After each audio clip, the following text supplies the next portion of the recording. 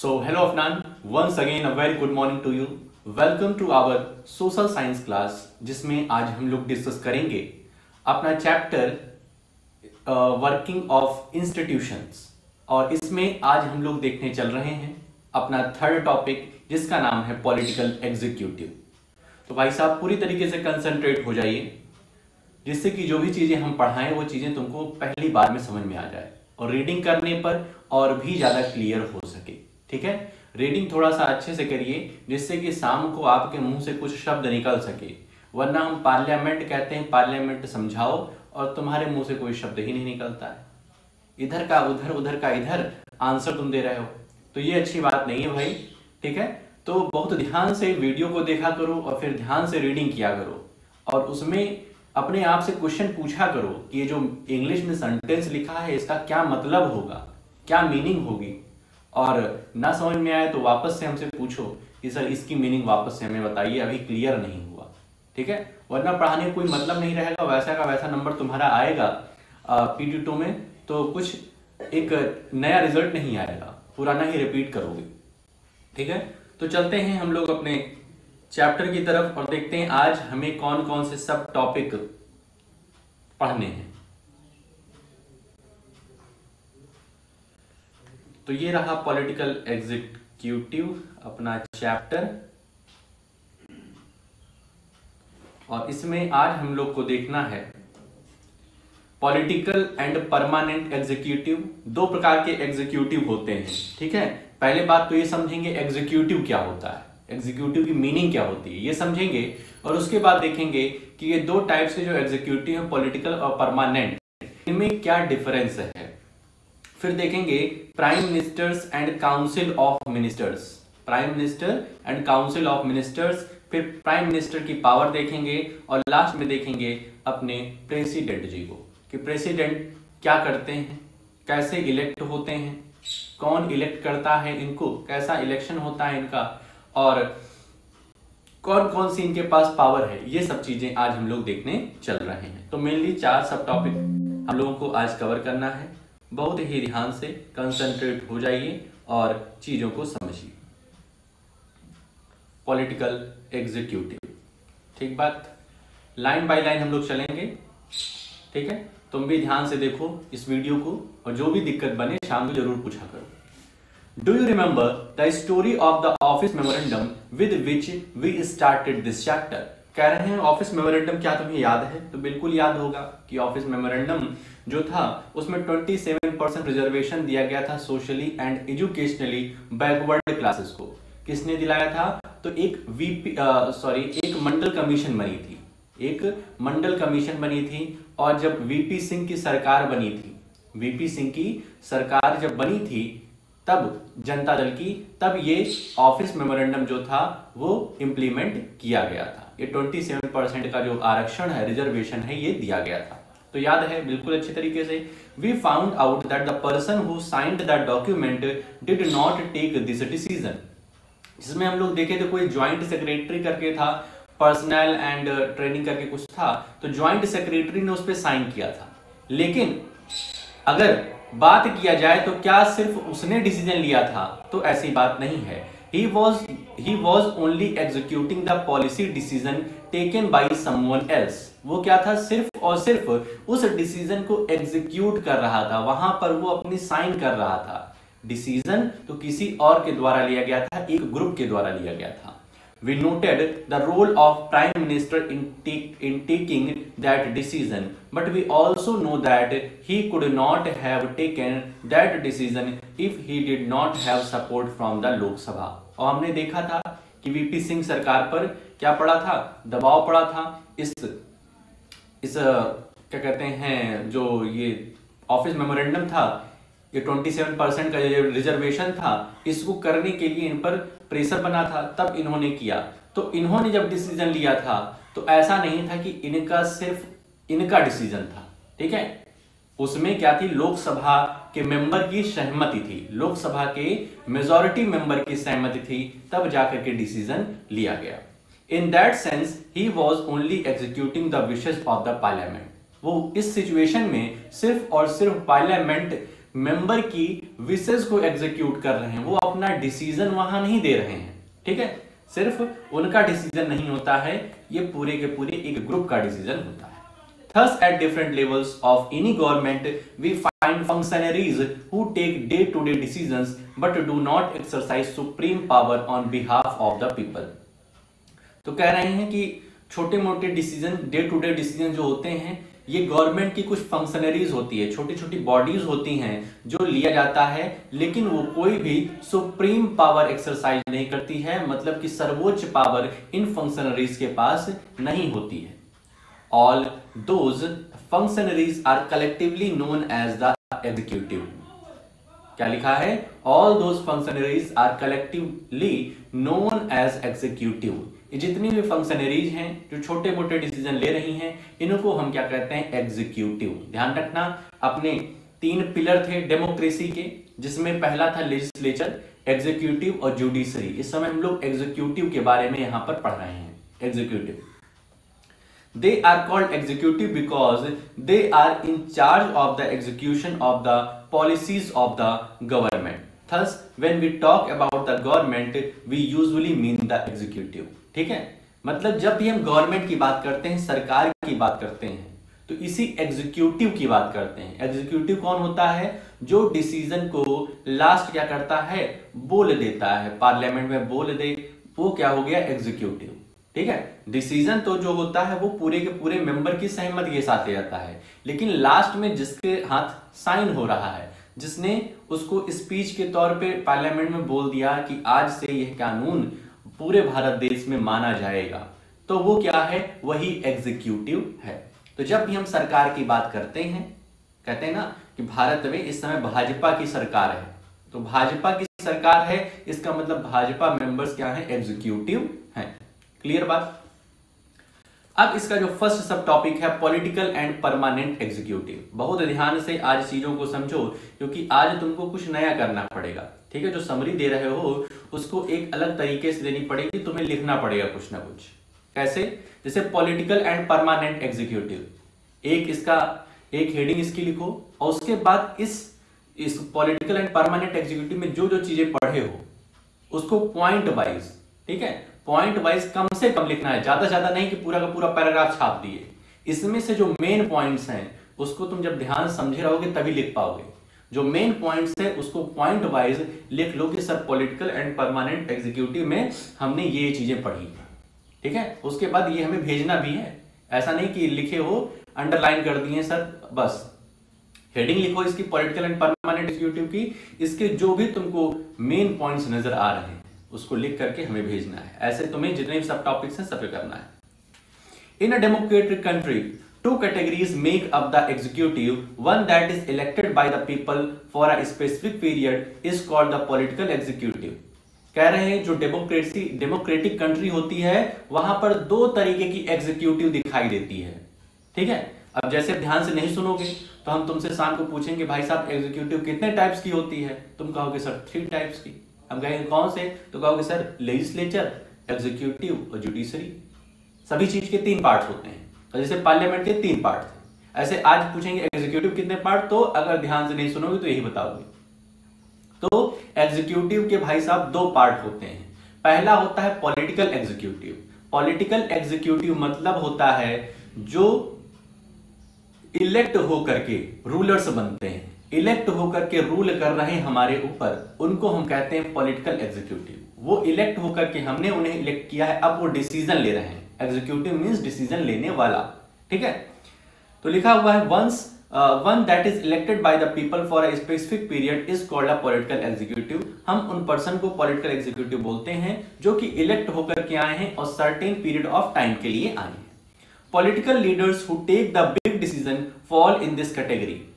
जितने भी बड़े बड़े डिसीजंस पॉलिटिकल लीडर्स के द्वारा लिए जाते हैं ये पॉलिटिकल एग्जीक्यूटिव के अंदर आते हैं।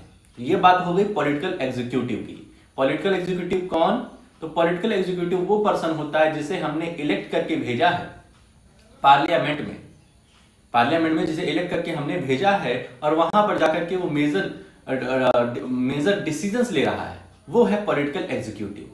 फिर बात होती है सर दूसरी एग्जीक्यूटिव कौन सी है, तो वो है permanent executive. In the second category, people are appointed on a long-term basis. This is called the permanent executive or civil services. Persons working in civil services are called civil servants. दूसरे executive होते हैं हमारे permanent executive. Permanent नाम से clear हो रहा है कि सरकार आएगी जाएगी, लेकिन ये एग्जीक्यूटिव बना का बना रहेगा। ये कौन होते हैं? तो ये सिविल सर्वेंट होते हैं। जो आईएएस, पीसीएस, डीएम, एसडीएम होते हैं ना, ये होते हैं सिविल सर्वेंट, और ये भी डिसीजन लेते हैं, लेकिन ये बैकग्राउंड में रहते हैं। ये डिसीजन लेते हैं, अपने व्यूज इन मिनिस्टर्स को देते हैं, फिर मिनिस्टर्स मेजर डिसीजन लेते हैं। ठीक है, तो ये बैकग्राउंड में रहते हैं और अपना मेजर रोल प्ले करते हैं कंट्री के डेवलपमेंट में, कंट्री के किसी पॉलिसी में। जो भी पॉलिसीज आती हैं उसमें इनका काफी रोल रहता है इन परमानेंट एग्जीक्यूटिव का। तो ये क्या होते हैं? अपॉइंट किए जाते हैं। ठीक है, ये अपॉइंट किए जाते हैं और एक लंबे समय अंतराल के लिए। ठीक है, तो इनकी रिटायरमेंट की जब तक एज हो जाती है, जब हो जाती है तब ये रिटायर होते हैं, तब इनका कार्यकाल समाप्त होता है।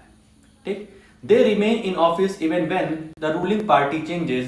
These office work under political executive and assist them in carrying out the day to day administration. ठीक है, तो मतलब कि ये जो परमानेंट एग्जीक्यूटिव है, परमानेंट एग्जीक्यूटिव की जब बात होगी तो सरकार आए, रूलिंग पार्टी रहे या फिर चली जाए, दूसरी सरकार आ जाए, लेकिन ये अपने पोस्ट पर बने रहते हैं। ठीक है, मतलब मेन एग्जीक्यूटिव यही होते हैं देखा जाए तो। ठीक है, ये बने रहते हैं, इनको किसी से फर्क नहीं पड़ता कि भाजपा की सरकार बने, कांग्रेस की सरकार बने या फिर किसी और पार्टी की। ये अपनी सीट पर जस के तस बने रहेंगे और देश में जो भी उस समय प्रधानमंत्री राष्ट्रपति बनेगा, प्रधानमंत्री बनेगा सॉरी, उनको क्या करेंगे? ये असिस्ट करेंगे, अपने ओपिनियन उनको देंगे। ठीक है, can you recall the role of political and non political executive in the case of office memorandum? तो कह रहे हैं क्या तुम रिकॉल कर पा रहे हो कि ऑफिस मेमोरेंडम का जब केस हुआ था तो इसमें पॉलिटिकल एग्जीक्यूटिव ने क्या किया था और परमानेंट एग्जीक्यूटिव ने क्या किया था? जाओ वापस से उस पेज पे, वहां पॉइंट वाइज लिखा हुआ है कि पॉलिटिकल एग्जीक्यूटिव ने क्या किया था और परमानेंट एग्जीक्यूटिव जो हमारे ऑफिसर्स हैं उन्होंने ऑफिस मेमोरेंडम को पास करने में अपनी कौन सी भूमिका निभाई थी। You might ask, why does the political executive have more power than the non-political executive? Why is the minister more powerful than the civil servant? अब हमारे मन में क्वेश्चन आएगा कि सर ये जो पॉलिटिकल एग्जीक्यूटिव होते हैं तो पढ़े लिखे तो होते नहीं ज्यादा, ये ज्यादा पढ़े लिखे नहीं होते हैं, अनुभव तो बहुत होता है लेकिन पढ़े लिखे नहीं होते हैं। और जो हमारे परमानेंट एग्जीक्यूटिव हैं वो बड़ी कठिन परीक्षा देकर के पास होते हैं, तब जाकर के परमानेंट एग्जीक्यूटिव बनते हैं, आईएएस पीसीएस बन रहे हैं। तो सर इनके पास कम पावर क्यों है? ये परमानेंट एग्जीक्यूटिव के पास पावर कम क्यों है और ये पॉलिटिकल एग्जीक्यूटिव के पास पावर ज्यादा है? ठीक है, प्रधानमंत्री, मुख्यमंत्री और जितने भी मंत्री होते हैं ये ज्यादा पढ़े लिखे नहीं होते हैं, लेकिन दुनिया इनको जानती है, और जो आईएएस पीसीएस होते हैं उनको कम ही लोग जानते हैं। ठीक है, हम बता नहीं सकते कि मतलब हमको पता नहीं है, क्या नहीं पता है कि प्रधानमंत्री मोदी जी के साथ जो सेक्रेटरी हैं उनका क्या नाम है? भाई सेक्रेटरी यही परमानेंट एग्जीक्यूटिव है, उनका क्या नाम है? या फिर राजनाथ सिंह जो हमारे रक्षा मंत्री हैं, डिफेंस मिनिस्टर हैं, उनके साथ जो सेक्रेटरी है, उनके साथ ही जो ये सिविल सर्वेंट है, उनका क्या नाम है?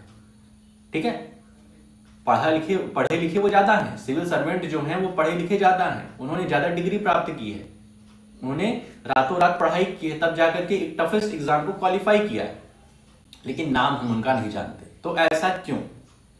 The civil servant is usually more educated and has more expert knowledge of the subject. The advisers working in the finance ministry know more about economics that the finance minister. कह रहे हैं कि जो हमारे ये सिविल सर्वेंट हैं इनको knowledge काफी है किसी भी सब्जेक्ट की जिसमें ये लगाए गए हैं। जैसे फाइनेंस मिनिस्ट्री का नाम लिए हैं, फाइनेंस मिनिस्ट्री का नाम लिए हैं, तो वहां पे जो एडवाइजर है, वो वहां पे जो सिविल सर्वेंट है उसको ज्यादा नॉलेज है फाइनेंस के बारे में, और फाइनेंस मिनिस्टर को उतनी नॉलेज नहीं है। भाई इन्होंने पढ़ाई की है फाइनेंस की, इकोनॉमिक्स पढ़ा है और अच्छे से समझा है, कि किस तरीके से डेवलपमेंट होगा, किस तरीके से अपने कंट्री का हम डेवलप कर सकते हैं, विकसित कर सकते हैं, उतना फाइनेंस मिनिस्टर नहीं जानता है जितना सिविल सर्वेंट जानता है। Sometimes the minister may know very little about the technical matters that come under their ministry. This could easily happen in ministries like defense, industry, health, science and technology, mines, etc. ये जितनी भी चीजें हैं, industry, health, science, technology, mines, ये जितनी भी चीजें हैं, इसमें सिविल सर्वेंट्स अपनी ज्यादा पकड़ रखते हैं। टेक्निकल इश्यूज जो होते हैं, ठीक है, उसके बारे में ये ज्यादा जानते हैं। समझ में आ रहा है? जैसे मोबाइल के बारे में जो यंग जनरेशन है वो ज्यादा जानती है, और जो बड़े दादाजी हो गए, चाचा जी हो गए, ये कम जानते हैं। तो वैसे ही है पॉलिटिकल एग्जीक्यूटिव दादाजी चाचा जी, और परमानेंट एग्जीक्यूटिव सिविल सर्वेंट ये छोटे छोटे बच्चे जिनको मोबाइल के बारे में ज्यादा नॉलेज है। लेकिन पावरफुल कौन? पावरफुल हम किसको मानते हैं? पॉलिटिकल एग्जीक्यूटिव, मतलब चाचा जी दादाजी को। समझ में आ रहा है? ठीक। Why should the ministers have the final say on these matters? लेकिन इन्होंने अपने व्यूज दे दिए, सिविल सर्वेंट ने अपने व्यूज दे दिए, अपने बता दिया कि क्या सही है क्या गलत है, किस तरीके से पॉलिसी आप बनाइए तो देश की तरक्की होगी, देश आगे बढ़ेगा। लेकिन जो फाइनल वर्डिक्ट होता है, फाइनल से होता है, फाइनल डिसीजन होता है, वो इन मिनिस्टर्स का होता है। The reason is very simple, in a democracy, बात आ गई डेमोक्रेसी की। The will of the people is supreme। कह रहे हैं रीजन बहुत ही सिंपल है कि परमानेंट एग्जीक्यूटिव क्यों लेस पावरफुल है। वो इसलिए क्योंकि यहां पर डेमोक्रेसी है, यहां पर लोकतंत्र है, और लोकतंत्र में सुप्रीम क्या होता है? Will of the people, will of the people, जनता की इच्छा। जो भी मिनिस्टर वहां पे गया है वो उसको देश की मेजॉरिटी ने चुना है। जब देश की मेजॉरिटी ने उसे चुना है तो ऐसा माना जाएगा कि वो जो कहेगा वो सही ही होगा। तभी तो उसको देश की जनता चुनती है। भाई साहब, कई सारे नेता होते हैं लेकिन देश की जनता एक ही पर्सन को चुनी है, इसका मतलब उसके पास कुछ क्वालिटी है, वो जो कहेगा वो सही ही कहेगा। ये है डेमोक्रेसी। ठीक है, भले आप कितने भी एजुकेटेड हैं, लेकिन डेमोक्रेसी में क्या होता है कि मेजॉरिटी विंस द रेस, जो मेजॉरिटी कहेगी वही माना जाएगा। The minister is an elected representative of the people and thus empowered to exercise the will of the people on their behalf. She is finally answerable to the people for all the consequences of her decision. ठीक है, जो भी वो decision लेगा वो people के behalf पे लेगा कि पीपल ने हमको चुन करके भेजा है तो हम उनके लिए डिसीजन लेंगे। ठीक है, और उसके जो भी कॉन्सिक्वेंसेज होंगे वो देखा जाएगा। That is why the minister takes all the final decisions. The minister decides the overall framework and objectives in which decisions on policy should be made. Last verdict, last से हमारे इन मिनिस्टर्स का होगा कि किस तरीके से किसी भी पॉलिसी का फ्रेमवर्क कैसा होगा, कैसे ऑब्जेक्टिव्स तय किए जाएंगे, ये सारा कुछ हमारा मिनिस्टर्स देखेंगे। The minister is not and is not expected to be क्या लिखा हुआ है, कहां चला गया, expected to be an expert in the matters of her ministry. The minister takes the advice of experts on all technical matters, but very often experts hold different opinions or place before her more than one option depending on what the overall objective is. The minister decides. तो बात ऐसी है कि हमारे minister को overall knowledge तो रहती नहीं है, टेक्निकल नॉलेज नहीं है, तो ये अपने सेक्रेटरी मींस ये सिविल सर्वेंट से क्या लेते हैं, सुझाव लेते हैं। तो जो ये अपने क्या कहते हैं सिविल सर्वेंट है, ये कई सारे सुझाव उनको देते हैं कि आप ऐसे ऐसे ऐसे कई सारे ऑप्शन उनके सामने रखते हैं कि इस प्रॉब्लम से डील करने के लिए ये चीजें आप कर सकते हैं। फिर फाइनल से उन्हीं मिनिस्टर का रहता है, वो उन ऑप्शंस में किसी को भी चुन सकते हैं और वो अपनी चॉइस, उनका क्या क्या दिमाग कह रहा है वो उनके ऊपर डिपेंड करता है। Actually this happens in any large organisation. Those who understand the overall picture take the most important decisions, not the experts। ठीक है, कह रहे हैं कि जो बड़ी ऑर्गेनाइजेशन होती है, जो बड़ी ऑर्गेनाइजेशन होती है वो हमेशा से, ठीक है, मेजॉरिटी की डिसीजन लेती है, ना कि एक्सपर्ट की। ठीक है, the expert can tell the route but someone with a larger view decides the destination. Expert क्या कर सकते हैं, सुझाव दे सकते हैं, रूट बता सकते हैं, मार्ग बता सकते हैं, लेकिन कौन डिसीजन लेगा, तो वो लेगा मेजॉरिटी। मेजॉरिटी ही डिसीजन लेगा जब लार्ज ऑर्गेनाइजेशन की बात होगी। In democracy elected ministers perform this role. Democracy में ये रोल, मेजॉरिटी का रोल निभाने के लिए आते हैं हमारे इलेक्टेड मिनिस्टर्स। तो ये रहा अपना फर्स्ट सब टॉपिक, जिसमें हम लोगों ने जाना पॉलिटिकल और परमानेंट एग्जीक्यूटिव कौन होते हैं, दोनों में डिफरेंस क्या है और दोनों में ज्यादा पावरफुल कौन है। आते हैं सेकंड सब टॉपिक में अपने prime minister and council of minister. Prime minister and council of minister, तो देखते हैं इसमें क्या है भाई। Prime minister is the most important political institutions in the country, yet there is no direct election to the post of the prime minister.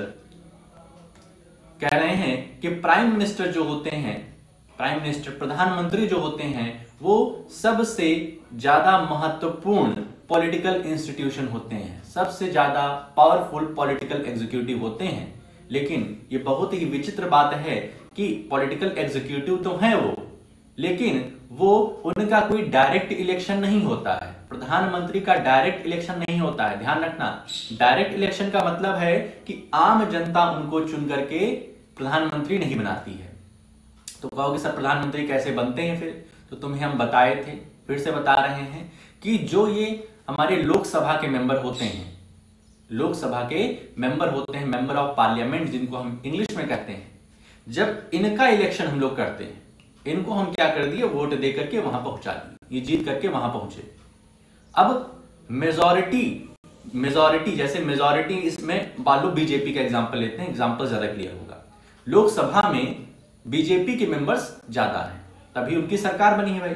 तो BJP के members ज्यादा हैं, अब बीजेपी के जितने वहां पे मेंबर्स हैं उस सब में सलाह मशविरा करेंगे और उनमें से जो सबसे ज्यादा इंपॉर्टेंट, सबसे ज्यादा पावरफुल उनको लगता है, ठीक है, उन मेजॉरिटी में से जो सबसे पावरफुल उनको लगता है उसका नाम आगे कर देंगे कि भाई साहब मोदी जी आप बहुत अच्छा बोलते हैं, ठीक है, ऐसा करिए कि आप प्रधानमंत्री बन जाइए। ठीक है, तो उनको क्या करेंगे, सामने ले आएंगे कि ये हमारा नेता है, ये लोकसभा का, ये हमारे पक्ष का क्या है, नेता है। तो फिर प्रेसिडेंट उनको बुलाएंगे और प्रेसिडेंट फिर उनका क्या करेंगे, उनको अपॉइंट करेंगे एज अ प्राइम मिनिस्टर। ठीक है, तो प्राइम मिनिस्टर का डायरेक्ट इलेक्शन नहीं होता है, हम लोग उनको नहीं चुनते हैं, लेकिन फिर भी वो देश की सबसे बड़ी पॉलिटिकल एग्जीक्यूटिव होते हैं। The president appoints the prime minister but the president can not appoint anyone she likes. ठीक है, but the president cannot appoint anyone she likes. The president appoints the leader of the majority party or the coalition of parties that commands a majority in the Lok Sabha.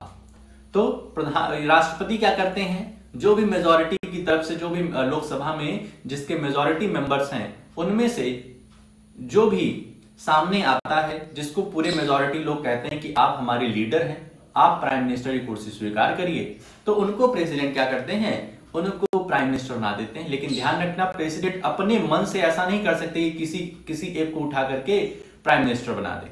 ठीक है, वो जो majority वहां पे कहेगी उसी को prime minister बनाया जाएगा। यहां पर एक वर्ड आया है कोलिशन। ठीक है, कोलिशन मतलब होता है मिली जुली सरकार, मिली जुली सरकार। अगर हमारे लोकसभा में मेजॉरिटी साबित नहीं हो पाती, मतलब मोर देन हाफ नहीं हो पाता किसी भी पार्टी के, तो दो तीन पार्टियां मिल करके सरकार बनाती हैं, जिसे कहते हैं गठबंधन। ठीक है, गठबंधन। तो इसमें कई सारी पार्टियां मिल करके सरकार बनाती है। ठीक बात। In case no single party or alliance gets a majority, the president appoints the person most likely to secure a majority support. लेकिन अगर कह रहे हैं कि अगर किसी सिंगल पार्टी का मतलब है भाजपा, सपा, बसपा, अलग अलग पार्टी अपनी वहां पे मेजॉरिटी साबित नहीं कर पाती, मतलब मोर देन हाफ मेंबर वहां पे नहीं होते, इन पार्टियों के या फिर एलियांस किए हैं, ये एक दूसरे से मिलजुल करके किए हैं, तब भी मेजॉरिटी वहां पर मिल रही है। ठीक है, एलियांस करके यहां पर मेजॉरिटी साबित कर रहे हैं। क्या लिखा है, एक minute, in the Lok Sabha prime minister in case no single party or alliance gets a majority the president appoints a person most likely to secure a majority support. ठीक है, तो मतलब कि यहां पर कि कोई सिंगल पार्टी मेजॉरिटी साबित नहीं कर पा रही है और दूसरा की मिलजुल करके भी मेजॉरिटी साबित नहीं हो रही है। ठीक है, मतलब मोर देन हाफ वहां पे लोकसभा के मेंबर नहीं हो रहे हैं। तो फिर प्रेसिडेंट क्या करेंगे, वहां से किसी एक पर्सन को जिसको लगेगा कि ये ज्यादा वोट पाए हैं, ये ज्यादा पावरफुल लग रहे हैं, ठीक है, ज्यादा इनके पास अच्छे विचार हैं देश को संभालने के लिए, तो उनको क्या करेंगे, उनको प्राइम मिनिस्टर बनाएंगे। The prime minister does not have fixed tenure, he continues in power so long as he remains the leader of the majority party और कोएलिशन। ठीक है, प्रधानमंत्री का कोई फिक्स टेन्योर नहीं होता कि 5 साल के लिए प्रधानमंत्री चुन लिए गए हैं, ऐसी बात नहीं होती है। प्रधानमंत्री का टेन्योर एक दिन में समाप्त हो सकता है, कुछ घंटे में समाप्त हो सकता है। बस लोकसभा के जो उसके मेंबर हैं, मेजॉरिटी मेंबर अगर चाह लें तो तुरंत प्रधानमंत्री की कुर्सी पे कोई और बैठ सकता है। ठीक है, तो प्राइम मिनिस्टर कोई फिक्स टेन्योर नहीं होता है, ये तभी तक होता है जब तक कि लोकसभा के मेजॉरिटी मेंबर्स की कृपा उस पर बरसती रहती है। ठीक है, तो इस तरीके से होता है भाई। आगे चलें, यहां पर देखो, यहां पर क्या हुआ है, नेहरू जी बैठे हुए हैं। ठीक है, इस पिक्चर में नेहरू जी बैठे हुए हैं और नेहरू जी क्या कर रहे हैं, नेहरू जी प्रधानमंत्री बन गए हैं और प्रधानमंत्री बनने के बाद ये अपनी कैबिनेट तय कर रहे हैं कि हमारे कैबिनेट में कौन कौन होगा, मतलब हमारे साथ कौन बैठ करके मेजर पॉलिसी डिसीजन लेगा। तो यहाँ पर कई सारे मंत्री देखो देख रहे हैं कि क्या मेरा नाम हो सकता है ले लिया जाए, हमको अपने कैबिनेट मिनिस्ट्री में शामिल कर लिया जाए, क्योंकि कैबिनेट मिनिस्ट्री बनने में भाई राजा की फीलिंग आती है। ठीक है, कोई भी डिसीजन लेते हो तो घर वालों से कह सकते हो ये डिसीजन मेरा था, हमने लिया था। ठीक है, और पूरा देश मान रहा है इस डिसीजन को, तो राजा वाली फीलिंग आती है। इस वजह से कई सारे मिनिस्टर्स कैबिनेट मिनिस्टर बनना चाहते हैं। ठीक है, ये सब इन्हीं के पार्टी के हैं, जवाहरलाल नेहरू के। लेकिन पूरे के पूरे जितने भी जीते हैं मेंबर, सबको तो ये कैबिनेट के मिनिस्टर बना नहीं सकते हैं।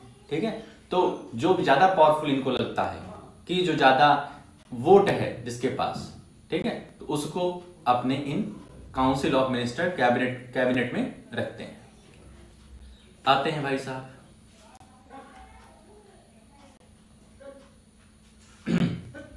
After the appointment of prime minister, the president appoints other ministers on the advice of prime minister. Prime minister के अपॉइंटमेंट के बाद, प्रधानमंत्री के अपॉइंटमेंट के बाद अब क्या करते हैं, प्रधानमंत्री के साथ भाई और भी मंत्री होते हैं। प्रधानमंत्री मतलब एक मेन मंत्री को उन्होंने अपॉइंट कर दिया, अब लेकिन इनके साथ और भी मंत्री होते हैं। रक्षा मंत्रालय हो गया, वित्त मंत्रालय, फाइनेंस मिनिस्ट्री हो गई। इस तरीके से जो मेन मिनिस्ट्रीज होती हैं उनके मंत्री को भी प्रेसिडेंट अपॉइंट करता है। किससे सलाह लेकर के, एडवाइस लेता है प्राइम मिनिस्टर से। तो प्राइम मिनिस्टर के जो ज्यादा खास होते हैं उनको ये अपने आसपास के, ये डिफेंस मिनिस्ट्री या फिर ये फाइनेंस मिनिस्ट्री, ये तगड़ी मिनिस्ट्री होती है, तो इनको मिनिस्टर्स बनाते हैं। The ministers are usually from the party or the coalition that has the majority in the Lok Sabha. ये मेंबर जो होते हैं लोकसभा के होते हैं, जो जिनको मिनिस्टर्स बना रहे हैं। ठीक है, जिनको मिनिस्टर्स ये राष्ट्रपति बना रहे हैं on the advice of prime minister, ये लोकसभा में मेंबर्स होते हैं, मतलब ये इलेक्ट होकर के आए हैं, इनको आम जनता ने चुन के भेजा है। The prime minister is free to choose ministers as long as they are members of parliament. Prime minister एकदम फ्री है, कोई जोर जबरदस्ती नहीं होती है कि नहीं हमको बनाओ। ठीक है, प्राइम मिनिस्टर जिसको चाहता है उसको अपना ये मंत्रालय देता है, इसकी चॉइस पे रहता है प्राइम मिनिस्टर की। Sometimes a person who is not a member of parliament, ध्यान सुनना, ये बहुत ही इंटरेस्टिंग टॉपिक है। Sometimes a person who is not a member of parliament can also become a minister, but such a person has to get elected to one of the house of parliament within 6 months of appointment as minister। ध्यान रखना, किसी भी person को किसी भी person को किसी भी पर्सन को मिनिस्टर बनाया जा सकता है, मंत्री बनाया जा सकता है, भले ही वो किसी भी पार्लियामेंट का सदस्य ना हो, मतलब ना वो राज्यसभा का सदस्य हो, ना वो लोकसभा का सदस्य हो, मेंबर हो, फिर भी उसको मिनिस्टर बनाया जा सकता है। कौन बनाएगा? राष्ट्रपति बनाएगा on the advice of prime minister. लेकिन शर्त ये है, मतलब जैसे प्रधानमंत्री तुम्हारे बहुत खास हुए, तुम चुनाव नहीं लड़े थे, कुछ जीते वगैरह नहीं, तुम किसी भी हाउस के मेंबर नहीं हो, तुम अपने घर के मेंबर हो बस, तो तुमको क्या करेंगे? उठा करके कह देंगे आज से तुम मंत्री बन गए, कोई मंत्रालय तुमको दे दिया, ठीक है। तो विपक्ष क्या कहेगी? नहीं भाई साहब, ये तो चुन के नहीं आए थे, कैसे इनको मिनिस्टर बना दिए आप? तो उसके लिए भी हमारे कॉन्स्टिट्यूशन में रिटन लॉज है कि प्रधानमंत्री जिसको चाहे उसको मंत्री बना सकता है, भले ही वो इलेक्ट होकर के ना आए हो, लेकिन जिस दिन वो अपॉइंट किया गया है तब से लेकर के 6 महीने के अंदर उसको कहीं से चुनाव लड़वाना होगा और उसको जितवाना होगा। वो जीतेगा तब वो अपना आगे कार्यकाल चालू करेगा, वरना 6 महीने के बाद वो वापस बैठा दिया जाएगा। ठीक है, तो समझ में आ गया। Council of ministers is the official name for the body that includes all the ministers. It usually has 60 to 80 minister of different ranks. Council of minister क्या होता है? तो ये एक ऑफिशियल नेम होता है काउंसिल ऑफ मिनिस्टर्स, मतलब group of ministers जो मेजर पॉलिसी डिसीजन में अपनी महत्वपूर्ण भूमिका निभाते हैं। ठीक है, ये लोग अपने व्यूज देते हैं और लगभग 60 to 80 मिनिस्टर्स होते हैं अलग अलग रैंक के। कैबिनेट मिनिस्टर्स की बात आती है तो ये भाई कोर लेवल रहता है। ठीक है, कैबिनेट मिनिस्टर कोई भी डिसीजन जब शुरू होता है, ठीक है, कोई भी पॉलिसी जब आने वाली होती है तो सबसे पहले डिस्कशन यहीं पर होता है, यही लोग चर्चा करते हैं। Cabinet ministers are usually top level leaders of the ruling party or party who are in charge of the major ministries. जैसे इस समय कैबिनेट मिनिस्टर में देखा जाए तो मोस्ट पावरफुल में आते हैं अमित शाह, राजनाथ सिंह और खुद नरेंद्र मोदी। ठीक है, तो जो मेजर पॉलिसी डिसीजन होता है पहले यही 2-3 लोग डिस्कस करते हैं, और भी मिनिस्टर्स हैं साथ में, लेकिन मोस्ट पावरफुल में अमित शाह, राजनाथ सिंह और मोदी जी को जाना जाता है। ठीक है, usually the cabinet ministers meet to take decision in the name of the council of ministers. Cabinet is thus the inner ring of the council of minister. It comprises about 25 ministers. देखो, council of minister एक बड़ा सा घेरा हो गया। ठीक है, council of minister एक बड़ा सा घेरा हो गया जिसमें 60 to 80 मेंबर्स हैं। उसके अंदर एक कैबिनेट मिनिस्टर होता है जो कि कोर लेवल होता है।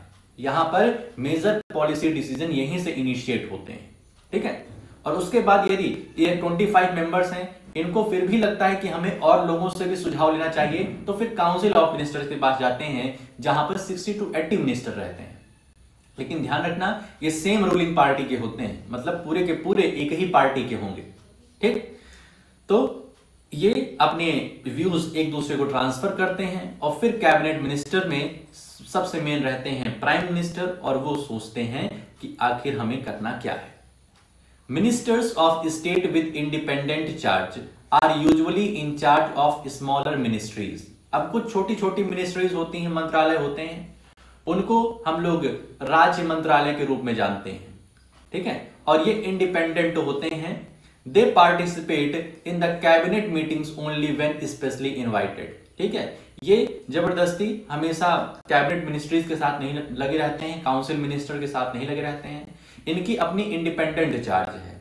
ठीक है, minister of state with independent charge are usually in charge of smaller ministry. छोटे छोटे मंत्रालय के ये प्रभारी होते हैं, और ये तभी कैबिनेट मीटिंग में किसी पॉलिसी डिसीजन हो रहा है, किसी भी मेजर पॉलिसी डिसीजन में, तभी अपना व्यूज देते हैं जब इनको स्पेशली इनवाइट किया जाता है।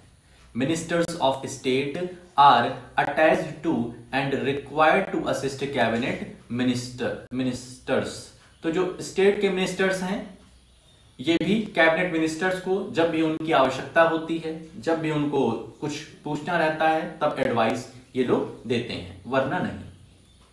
Since it is not practical for all ministers to meet regularly and discuss everything, the decisions are taken in cabinet meetings. ये जितने लोग चुन करके जाते हैं, जितने भी मेजॉरिटी जो मेंबर्स रहते हैं किसी पार्टी के, ये एक साथ मिल करके, मतलब एक साथ रोज मिल करके कोई भी डिसीजन लेना इम्पॉसिबल है। तो मेन जो डिसीजन आता है वो कैबिनेट मीटिंग से आता है, जहां पर कैबिनेट मेंबर बैठते हैं, कोर मेंबर, वो 25 से 30 member. That is why parliamentary democracy in most countries is often known as the cabinet form of government. इस वजह से जितनी भी डेमोक्रेटिक कंट्रीज हैं उसमें ज्यादातर लोगों को कहा जाता है कैबिनेट फॉर्म ऑफ गवर्नमेंट, मतलब ऐसी गवर्नमेंट जिसका डिसीजन कैबिनेट लेता है। 25 से 30% जो मेजर पॉलिसी ले रहे हैं, major policy decision. The cabinet works as a team. The ministers may have different views and opinions, but everyone has to own up to every decision of the cabinet. उस cabinet में 25 से 30 member जो बैठे हुए हैं उनके अलग अलग व्यूज हो सकते हैं, लेकिन जब डिसीजन निकल करके आता है तो पूरे के पूरे कैबिनेट का होता है। ऐसा नहीं कि हमने तो कहा था ये गलत है, नहीं, पहले अपने अपने व्यूज दिए, लेकिन प्राइम मिनिस्टर ने फिर उसको सब सम अप करके जो भी एक वहां से डिसीजन निकाला, फिर वो पूरे के पूरे कैबिनेट को स्वीकार होना होता है। ठीक है, तो इस तरीके से वो पूरा डिसीजन कैबिनेट का होता है। जैसे यहां पर देखो, इंदिरा गांधी जी की एक फोटो लगाई गई है जिसमें कई सारे मिनिस्टर्स, ये कैबिनेट मिनिस्टर्स हैं। देखो ये कैबिनेट मिनिस्टर बैठे हुए हैं और प्राइम मिनिस्टर के साथ इनकी मीटिंग चल रही है। ठीक है, तो यही है कैबिनेट भाई साहब।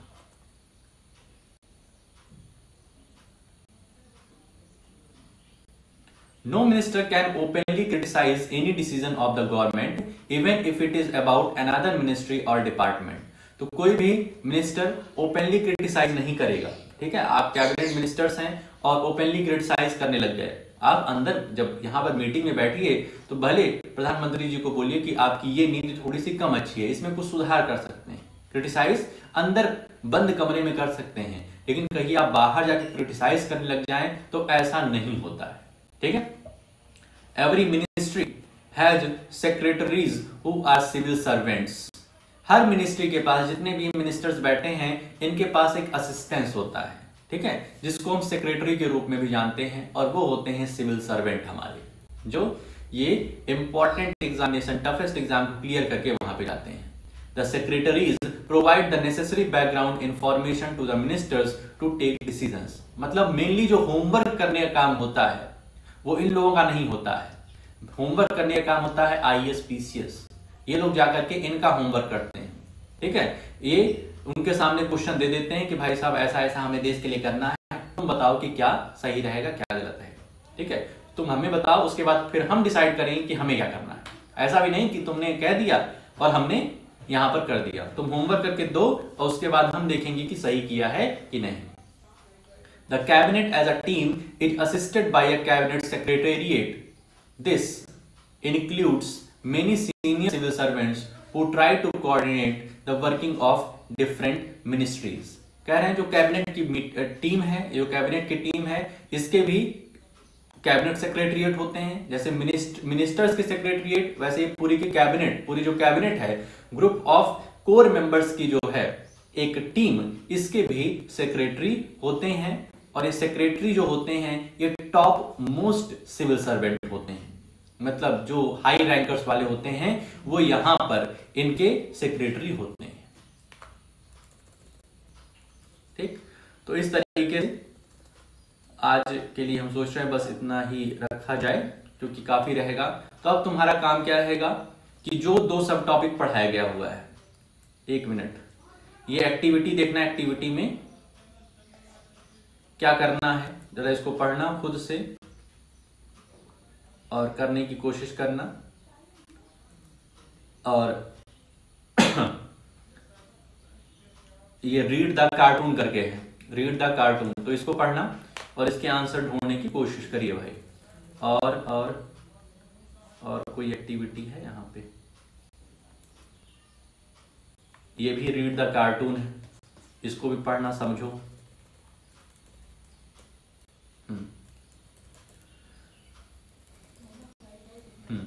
तो इसके लिए अब आ जाते हैं अपने जरा इस पे। तो काम तुम्हारा ये रहेगा कि जितनी चीजें पढ़ा दी गई हैं इसकी अच्छी से रीडिंग करना, और जो भी दिक्कत बन रही है उसको अंडरलाइन करके शाम को पूछ लेना। और समरी आज तुम देने से पहले हमें लिख करके भेजोगे। सबसे पहले आज का जो मेन टॉपिक है पॉलिटिकल एग्जीक्यूटिव, इसके बारे में थोड़ा सा लिख लेना, 3-4 लाइन जो भी मेन है। और उसके बाद आना पॉलिटिकल जो हमारा एग्जीक्यूटिव में पॉलिटिकल और परमानेंट 2 टाइप्स की एग्जीक्यूटिव हैं, इनके बारे में अच्छे से डिस्क्राइब करो। ठीक है, जो मेन पॉइंट्स हैं अपने एनसीईआरटी में उसको अपनी कॉपी में लिखो। दूसरा सब टॉपिक जो हमारा है उसके बारे में भी, उसमें भी हेडिंग डालो और उसके बाद उसको भी समझाओ। ठीक है, जो नेक्स्ट 2 सब टॉपिक हैं प्लस हमारा लास्ट टॉपिक द जुडिशरी जो कि छोटा सा है, उसको नेक्स्ट वीडियो में हम लोग देख लेंगे।